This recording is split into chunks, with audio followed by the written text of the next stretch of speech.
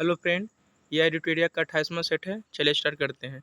कर्क रेखा भारत के मध्य भाग से होकर गुजरती है, जिसके फलस्वरूप देश के दक्षिणी आधे भाग में उष्णकटिबंधीय जलवायु पाई जाती है। 23.5 डिग्री उत्तरी अक्षांश को कर्क रेखा कहा जाता है। यह भारत के 8 राज्यों से होकर गुजरता है। शिवालिक का विस्तार है। पोतावर वेशी नौतीस्ता के मध्य इसका विस्तार है। मणिपुर राष्ट्रीय उद्यान किस राज्य में है? तो याद रखिएगा, अंडमान निकोबार में। मणिपुर राष्ट्रीय उद्यान कहाँ है? अंडमान निकोबार में। कोर मुद्रास्फीति को परिभाषित किया जाता है खाद्य मुद्रास्फीति तथा ईंधन मुद्रास्फीति दोनों को छोड़कर शुष्क मुद्रास्फीति से। हिंद महासागर तथा लाल सागर को कौन सी जल संधि जोड़ती है? बाल अल मंदेब। रंगराजन समिति का संबंध किससे है? भुगतान संतुलन से। देखिए कुछ और समितियां हैं, जैसे लकड़वाला समिति, सुरेश तेंदुलकर समिति। ये दोनों समिति का संबंध गरीबी से है। गोयपुरिया समिति का संबंध बैंकिंग से है। ठीक है, बैंक सुधार से। किसी व्यक्ति के वास्तविक जीवन पर स्तर का आंकलन किसके द्वारा किया जाता है? प्रति व्यक्ति आय द्वारा। किसी भी अर्थव्यवस्था में पूंजी निर्माण किस पर निर्भर करता है? कुल बचत पर। भारतीय स्टॉक बाजार का विनियमन किसके द्वारा किया जाता है? सेबी द्वारा। इसकी स्थापना 1988 में हुआ था। सेबी का मुख्यालय मुंबई में है। ये 1992 के अधिनियम के द्वारा इसका स्थापना हुआ था।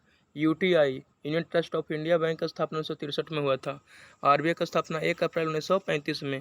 और आरबीआई के राष्ट्रीयकरण की बात करें तो 1 जनवरी 1949 को इसका राष्ट्रीयकरण किया गया था। ठीक है। आईआरडीए ईडा बैंक का स्थापना 1999 में। हेडक्वार्टर कहाँ है? हैदराबाद में ईडा का। ठीक है। भारत में पहली बार मूल्य संवर्धित कर कब लागू हुआ था?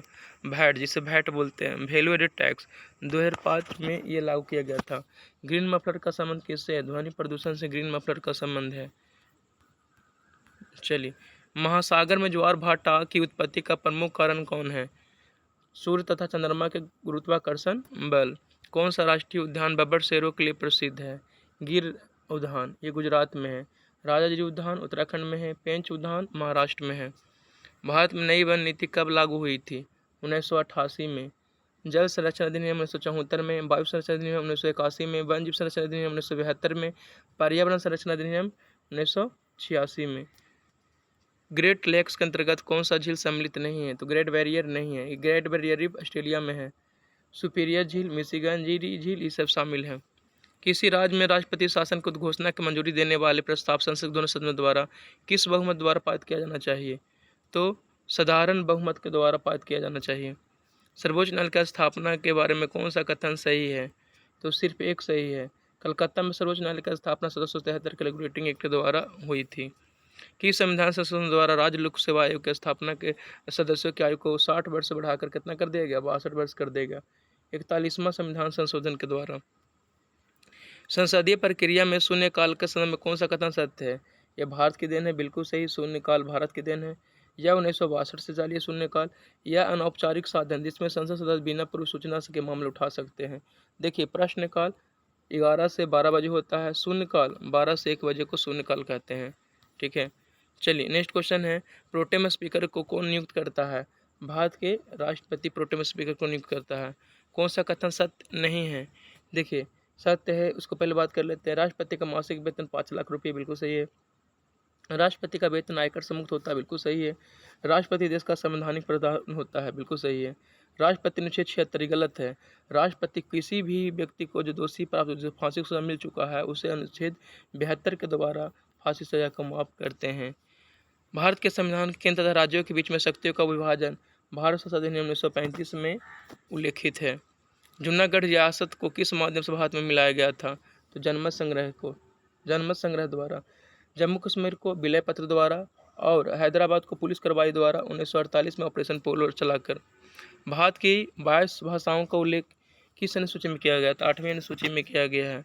ठीक है, याद रखिएगा, मूल संविधान में जो 8वीं अनुसूची में मात्र 14 भाषा था। ठीक है। वैदिक काल में अपराधियों को पकड़ने का कार्य कौन करता था? उग्र करता था।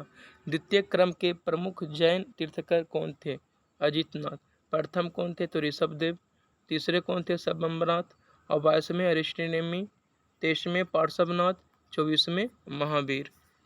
वैष्णव धर्म के विषय में प्रारंभिक जानकारी कहाँ से मिलती है? उपनिषद से। वेदों की संख्या 4 है, वेदांत की संख्या 6 है। अशोक के किस शिलालेख में आत्मनियंत्रण की शिक्षा दी गई है? छठे शिलालेख में। अशोक के पहले शिलालेख में पशुबलि की निंदा की गई है और अशोक के 13वें शिलालेख में कलिंग युद्ध के बारे में वर्णन किया गया है। मानवीय जनसंख्या के श्रेष्ठ जीवन यापन के लिए कौन सा कदम सबसे महत्वपूर्ण है? वनारोपण। विजयनगर आने वाला प्रमुख विदेशी यात्री मबदूर राजा किस देश का निवासी था? तो फारस के। अकबर ने हरम दल से अपने आप को कब पूर्णतः मुक्त कर लिया था? 1562 में। दीन ए इलाही धर्म के अगर स्थापना की बात करें तो 1582 में दीन ए इलाही धर्म का स्थापना हुआ था और 1583 में दीन ए इलाही संबत की शुरुआत हुई थी। इलाही संबत की शुरुआत हुई थी। चलिए नेक्स्ट क्वेश्चन की बात करते हैं। प्रथम कर्नाटक युद्ध किस संधि के साथ समाप्त हुआ? तो ए ला सापल की संधि। प्रथम आंग्ल बर्मा युद्ध किसके समय लड़ा गया था? तो लॉर्ड एमहर्स्ट के समय लड़ा गया था। किस इतिहासकार ने 1857 के विद्रोह को बर्बरता तथा सभ्यता के बीच युद्ध कहा था? टी.आर. होम्स ने। सुभाष चंद्र बोस को सर्वप्रथम नेताजी किसने कहा था? एडोल्फ हिटलर ने कहा था। कौन सा कथन सत्य है? तो भारत का राजनीतिक गतिरोध दूर करने के लिए क्रिप्स आयोग आया। भारतीयों को स्वतः स्थानांतरित करने के विचार हेतु कैबिनेट आयोग आया। शिक्षा का विकास सर्जेंट आयोग। मिलान करना है। पुष्पों का अध्ययन एंथोलॉजी कहलाता है। पराली पादपों का अध्ययन एग्रोनॉमी। पादप जीवाश्मों का अध्ययन पैलियोबॉटनी। कवकों का अध्ययन माइकोलॉजी और शैवालों का अध्ययन फाइकोलॉजी। शैवाल का अध्ययन क्या कहलाता है? फाइकोलॉजी कहलाता है। R.H. व्हिटेकर ने द्वारा जीवों को कितने वर्गों में स्थापित किया गया था? 5। बर्फ पर उगने वाले शैवाल को क्या कहते हैं? क्रिप्टोफाइट्स कहते हैं। पत्थर पर जो उगता है उसको लिथोफाइट्स कहते हैं। सरसों के बीज के आप मिश्रक के रूप में समानता किसके प्रयोग में लाया जाता है? अर्जुमोन के बीज। किस विटामिन की कमी से किलोसिस रोग हो जाता है? विटामिन B2 की कमी से। ठीक है, चलिए नेक्स्ट है। सिनकोना पादप के किस भाग से कुनैन प्राप्त होता है? तो छाल से। कौन सा पाचक हार्मोन छोटी आंत में स्रावित होता है? तो क्लोरोस्टिकाइनिन, सिक्रेटिन, मिमोटिलिन, ये सभी छोटी आंत से स्रावित होता है। चलिए नेक्स्ट क्वेश्चन की बात करते हैं। कांच का लाल रंग किसके कारण होता है? क्यूप्रस लवण के कारण। गहरा नीला की बात करें तो क्यूप्रस लवण के कारण गहरा नीला होता है। मिलान करना है। यूरेनियम का समस्थानिक नाप के ईंधन में प्रयोग होता है। कोबाल्ट कैंसर के उपचार में होता है। कोबाल्ट 60 का प्रयोग कैंसर के इलाज में। आयोडीन गलकर्ण में काम करता है। रेडियम द्वितीयक कैंसर है ये। चलिए आवृत्ति सारणी के किस समूह को उत्कृष्ट गैस कहते हैं? 18वें समूह को। 17वें समूह को हैलोजन के नाम से जाना जाता है। सिल्वेनाइट किस धातु का यस्क है? गोल्ड का। हॉर्ड सिल्वर, अर्जेंटाइट, ये सिल्वर का यस्क है। गुरुत्वाकर्षण नियतांक कौन सा कथन सही नहीं है? देखिए सही जो बात कर लेते हैं, इसका जो मान होता है 6.67 10⁻⁻11 मीटर स्क्वायर पर kg स्क्वायर। इसका जो वैल्यू दिया था कैवेंडिश ने दिया था।